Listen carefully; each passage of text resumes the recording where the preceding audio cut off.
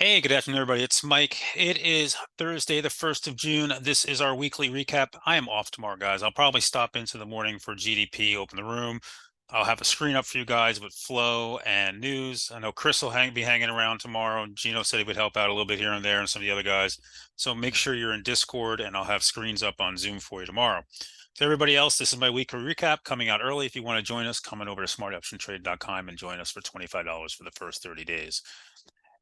So let's talk about this week. It was a short week. It's a 4-day week. Tomorrow we have non-farm payroll. We have not been getting big moves off of non-farm payroll. In fact, if you look at today, the news on the wage inflation was very good, and that's probably something that helped spark this big rally to a new range high here on the S&P 500. Not so easy here.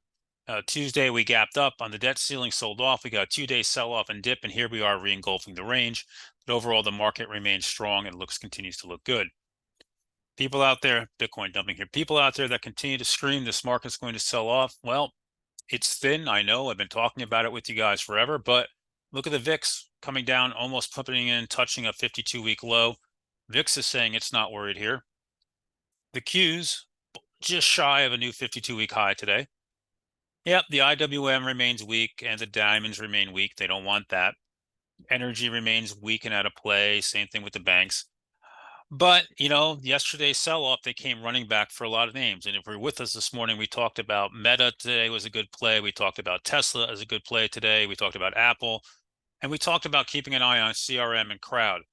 Well, what happened today? Tesla gave a dip, came back. A lot of people got on this late as it came back. You can see after the opening dip, came back and then it took off. Nice move to a new range high here on this one. Meta pushed much further into that gap, coming off of it now. I mean, nice money there. What else do we have today, guys? Help me out. Apple still sitting in that one. Went up to the 180s, a new 52-week high. The all-time high is at 182 and change. They have an event on Monday.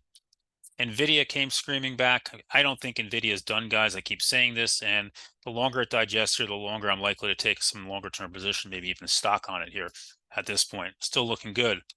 We talked about how there was nothing wrong with Salesforce's earnings. Well, the market agreed. It came back up, filled a lot of that gap, not all of it, but a good amount of it here, and back up into the 215 area. So, that one has a little bit more room to go higher. But the one they really came after was Crowd. And Crowd all the way back to 160. You had a virtually 20-point bounce in this one today off the lows, not quite. And again, they came running back and they came this run screaming higher. Now tonight we have Zscaler reporting tonight. I want to guys remind you of something as you're looking at this today. Zscaler already reported. Just remember when you're looking at this tonight, this day here, pre-market, they guided up for the year, and they said our earnings will be much higher than we guided for this quarter.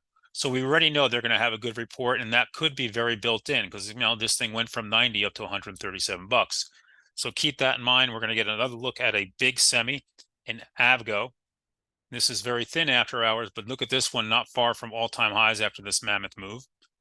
Lululemon's in there tonight, right? That one's been beaten up, filling the last earnings gap, which was spectacular.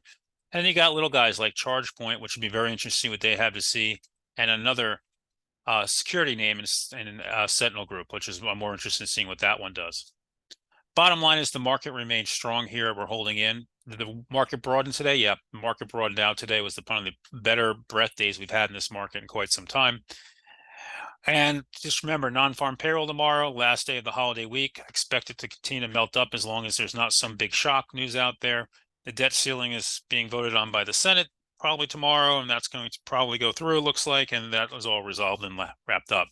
So with that, I'm going to wish you guys a wonderful weekend. For people, I'll come up, open the room at around 8:20, be live for GDP, and we'll go from there. And then you guys can take over. Have a great one. I'll catch you in the morning.